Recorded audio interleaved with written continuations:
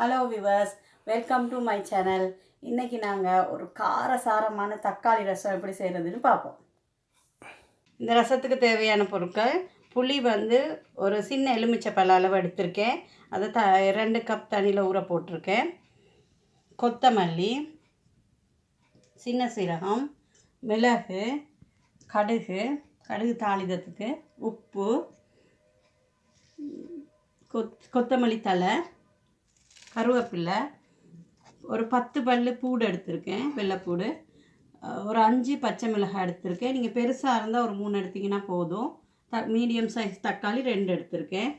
தாளிதத்துக்கு எண்ணெய், தேவையான அளவு தண்ணி. இப்போ நாங்கள் இந்த புளி கரைசலை கரைச்சி எடுத்துருவோம். ஒரு 5 மினிட்ஸுக்கு முதல்ல நீங்கள் இதை ஊற போட்டுருங்க. ஊற போட்டிங்கன்னு சொன்னால்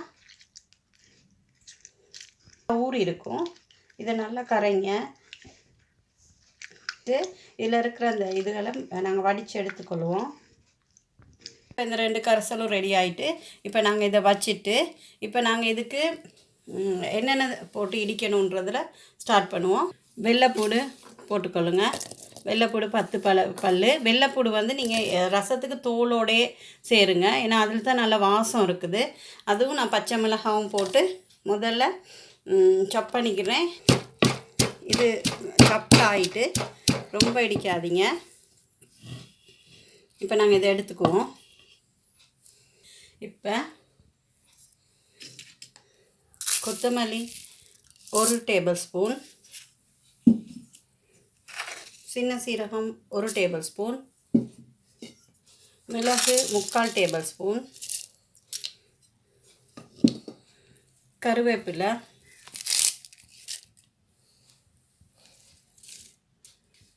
இதை போட்டு இப்போ இதை கொஞ்சம் இடித்து எடுத்துக்குவோம்.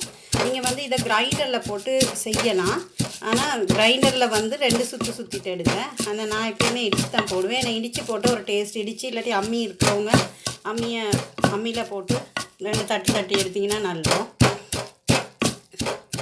இப்போ இது நல்லா சாப்டாக இருக்குது. இப்போ நாங்கள் இதை எடுத்துக்கொள்வோம். இப்போ நம்ம ஸ்டவ் ஆன் பண்ணிக்குவோம்.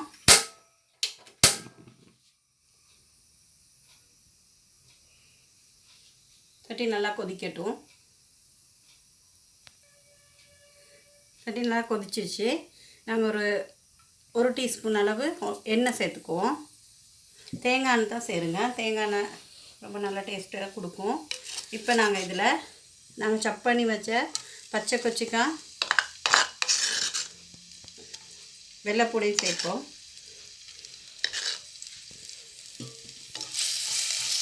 இது கொஞ்சம் பச்சை வாசனை போகிறதுக்கு கொஞ்சம் எண்ணெயில் வதக்கிக்குங்க. ஒரு நிமிஷம் இப்படி வதக்குனீங்கன்னா போதும். இப்போ நாங்கள் மற்ற இடித்து வச்சதையும் சேர்த்துருவோம். இதில் முதல்ல தக்காளி கரைசலை சேர்ப்போம். ஏன்னா தக்காளி கொஞ்சம் அதோடு சேரும். தக்காளி கரைசல் சேர்க்கக்குள்ள நீங்கள் இதுக்கு மஞ்சள் பொடி போடுங்க. இப்போ நாங்கள் இதுக்கு ஒரு 1/2 டீஸ்பூன் மஞ்சள் பொடி சேர்த்துக்குவோம்.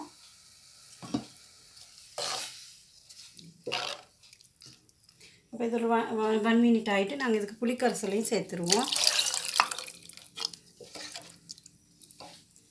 புளிக்கரைசல் சேர்த்துட்டு உங்களுக்கு இதுக்கு கொஞ்சம் தண்ணி விடுங்க.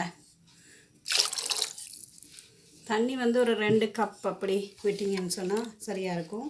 அது உங்களோட புளியும் நீங்கள் டேஸ்ட் பார்த்துக்கொள்ளலாம். புளி டேஸ்ட் குறைவாக தேவைப்படுறவங்க கொஞ்சம் தண்ணியை கூட சேர்த்துக்கொள்ளுங்க. இப்போ இது கொஞ்சம் கொதிக்கட்டும்.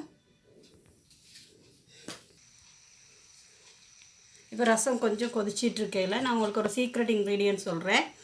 இது இளநீ தண்ணி அல்லது தேங்காய் தண்ணியை நீங்கள் 1 கப் எடுத்துகிட்டு இதில் சேருங்க. இது உங்களுக்கு நல்ல டேஸ்ட்டை கொடுக்கும். ரசத்தில் சீக்ரெட் 3-4 சீக்ரெட் இருக்குது ரசத்துக்கு. நான் உங்களுக்கு முடிச்சோடையும் சொல்கிறேன். இது முதலாவது சீக்ரெட். இது இப்போ கொஞ்சம் கொதிக்கணும். கொஞ்சம் கொதிச்சா போதும். நாங்கள் இப்போ இதை அப்படியே கொதிக்க விட்டுட்டு தாளிக்க தேவையானதை போடுவோம். காய்ச்சி சூடாகிட்டு நாங்கள் இப்போ இதில் கொஞ்சம் எண்ணெயை விட்டு கடுகு ஒரு 1/2 டீஸ்பூன் போட்டுக்கொள்வோம். கடுகு கொஞ்சம் வெடிக்கட்டும்.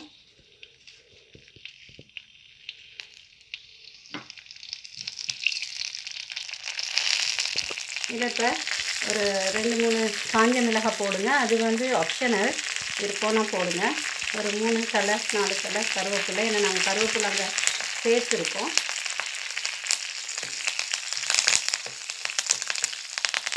இப்போ நாங்கள் இந்த கொதிக்கிற ரசத்தில் இதை சேர்த்துருவோம். இது சேர்க்கக்குள்ளேயே நீங்கள் இப்போ இதுக்கு கொத்தமல்லி தலை அப்படி மேலால் போட்டு விடுங்க. இது ஒரு செகண்ட் அப்படி கொஞ்சம் இது பண்ணணும். ரசம் வந்து நாங்கள் ரொம்ப கொதிக்க விடக்கூடாது. கொஞ்சம் நுரையா அப்படி வரக்குள்ளேயே நாங்கள் இதை வந்து இறக்கிடணும்.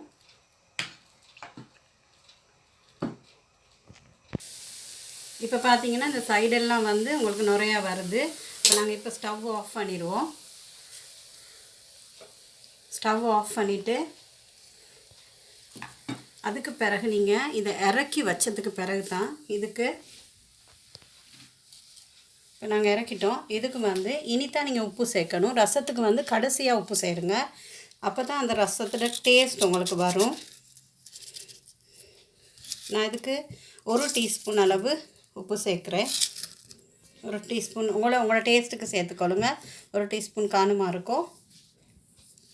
இப்போ ரசத்துக்கு உப்பை சேர்த்து கொஞ்சம், ஏன்னா நான் கல்லுப்பு தான் சேர்ப்பேன். கல்லுப்பு தான் ரொம்ப நல்லாயிருக்கும்.